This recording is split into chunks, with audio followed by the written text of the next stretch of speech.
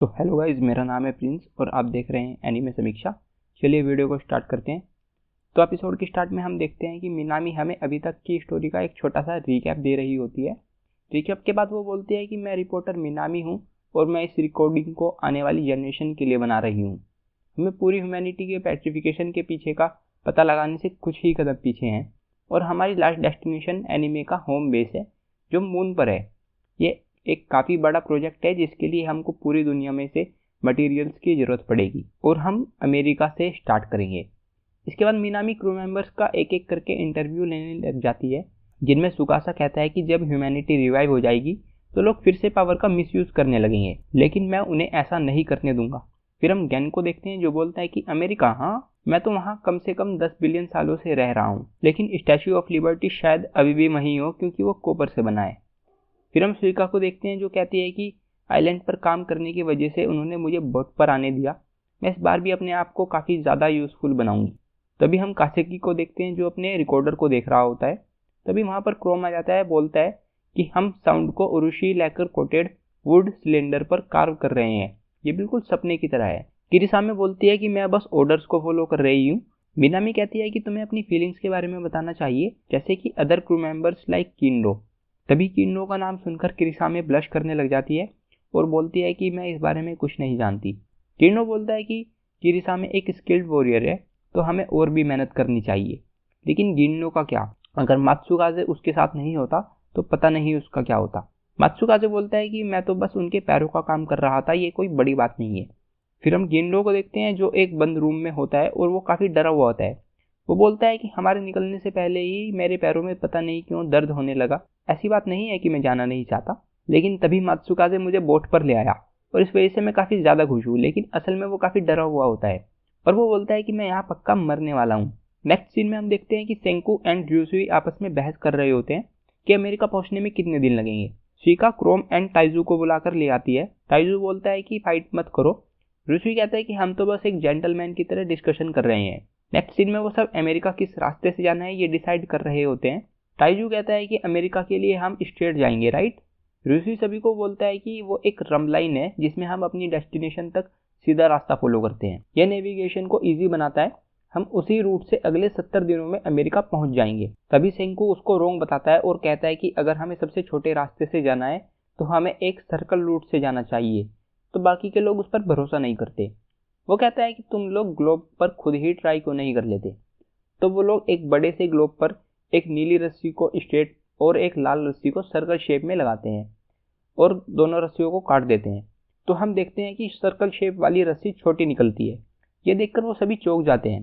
सेंकू बोलता है कि वो एक स्पेयर है, इसलिए ये सबसे छोटा रास्ता है। हम इस रास्ते से अमेरिका सिर्फ 40 दिनों में पहुंच जाएंगे। तभी र्यूसी कहता है कि ये काफ़ी डिफिकल्ट रूट है क्योंकि इसमें हमें लगातार अपनी पोजीशन को चेंज करना पड़ेगा, जिससे क्रू मेंबर्स पर काफ़ी ज़्यादा स्ट्रेस पड़ेगा। सेंकू बोलता है कि हमारे पास जीपीएस है तो नेविगेशन में कोई प्रॉब्लम नहीं होगी, इसलिए हम सर्कल रूट से जाएंगे। ऋषि कहता है कि वो थोड़े बहुत ट्रेंड है, लेकिन फिर भी वो अभी न्यू भी ही हैं। हम सिर्फ आइडियलिज्म के बलबूते समुद्र को पार नहीं करेंगे। मैं तुमको एक नाविक होने के नाते जो सच है वो बता रहा हूँ।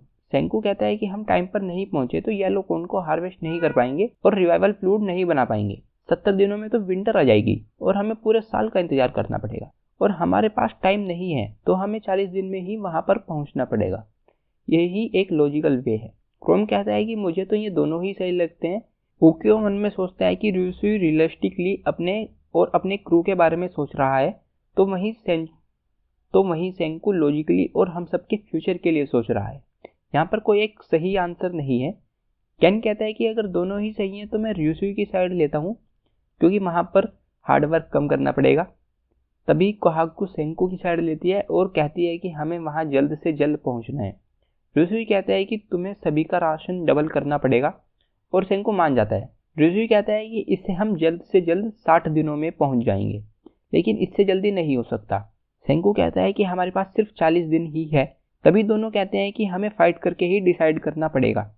तभी हम दोनों को नए कपड़ों में पोकर टेबल के साथ देखते हैं और सेंकू कहता है कि हमें इन फैंसी कपड़ों की क्या जरूरत थी। ऋषि कहता है कि ये एक फॉर्मल गेम है और सारे लोग जीतने वाले की बात माने, इसके लिए ये जरूरी था। तभी गेन भी वहां पर आ जाता है और कहता है कि इस बार मैं ऋषि की साइड हूँ। सेंकू बोलता है कि तुम पक्का चीटिंग करोगे और तभी वहां पर कोहाकू आकर बोलती है कि अगर तुम लोग टैग टीम बना रहे हो तो मैं भी सेंकू के साथ टीम अप करूंगी। सेंकू कहता है कि तुम्हारी ईगल आई की मुझको काफी ज्यादा जरूरत पड़ेगी, तो गेन के हाथों पर नजर रखना। तभी गेम स्टार्ट हो जाता है और मिनामी गेम की कमेंट्री करने लगती है। हम देखते हैं कि बाकी के लोग बैटिंग करने लगते हैं कि कौन सी टीम जीतेगी। कुछ लोग र्यूसी की साइड लेते हैं तो कुछ लोग सेंकू पर बैट कर रहे होते हैं। तभी उक्यो गेम स्टार्ट करके दोनों टीम को 5-5 कार्ड बांट देता है और स्टार्ट करने का फैसला रॉक पेपर सीजर से करते हैं। लेकिन तभी ज्ञान गिरने की एक्टिंग करता है और पत्तों को बदल देता है, लेकिन कोहाकू उसको ऐसा करते हुए देख लेती है। कोहाकू बोलती है कि अगर पहले नंबर का कार्ड एस ऑफ हार्ट्स नहीं हुआ तो मैं अपनी गलती मान लूंगी। तभी ज्ञान कार्ड को दिखाता है जो एस ऑफ हार्ट्स ही होता है। कोहाकू बोलती है कि मुझे इस चीटर पर बिल्कुल भरोसा नहीं है, और तभी र्यूसी गेम को स्टार्ट कर देता है। र्यूसी स्टार्टिंग में जीत रहा होता है तो वो एक बड़ा दाव लगाता है। सेंकू मन में सोचता है कि मैं कुछ नहीं कह सकता कि ये ब्लफ कर रहा है या नहीं। तभी सेंकू भी र्यूसी जितना अमाउंट बेट कर देता है, लेकिन तभी गेन कार्ड्स पर शुगर डालने की कोशिश करता है और कोहाकू उसको पकड़ लेती है।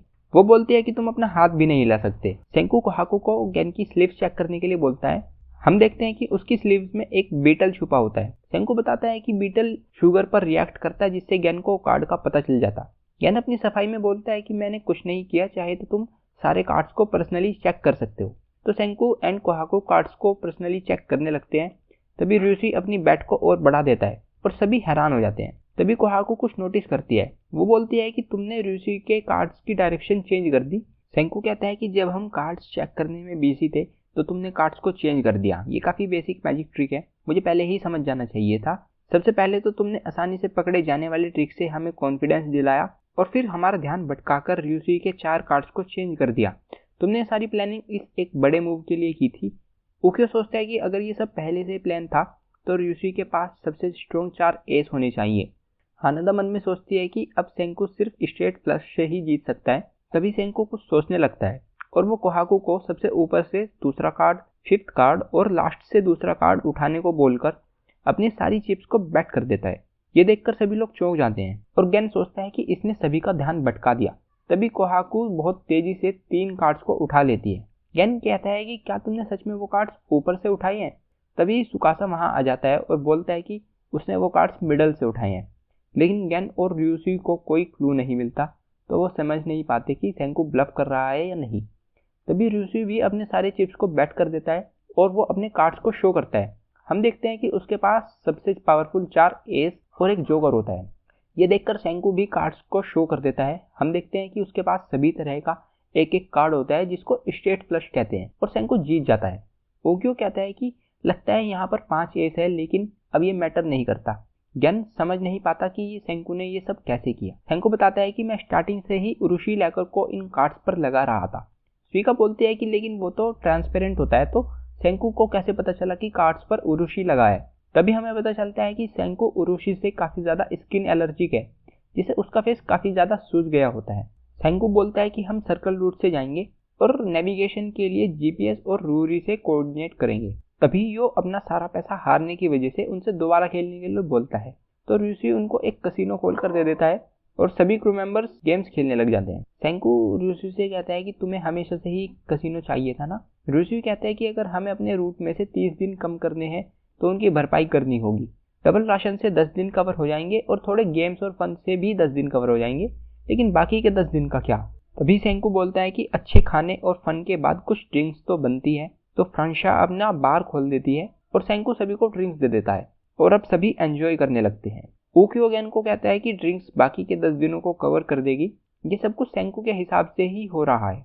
वो कहता है कि रूट थोड़ा टफ है, लेकिन अगर र्यूसी जीतता तो भी सब कुछ ऐसे ही होता। मुझे लगता है कि ये सब पहले से ही एक मेंटलिस्ट का प्लान था कि वो दोनों फाइट करेंगे। ये मेरी एक बस थ्योरी है। गैन से कहता है कि पोकर गेम में उसका कोई हाथ नहीं था, लेकिन अपनी हार से मैं थोड़ा परेशान हूँ। सेंकू कहता है कि हम कुछ ही टाइम में एक नए वर्ल्ड में होंगे और ये काफ़ी मज़ेदार है। और यहीं पर एपिसोड एंड हो जाता है। तो गाइस ये था episode 1 of doctor stone season 4।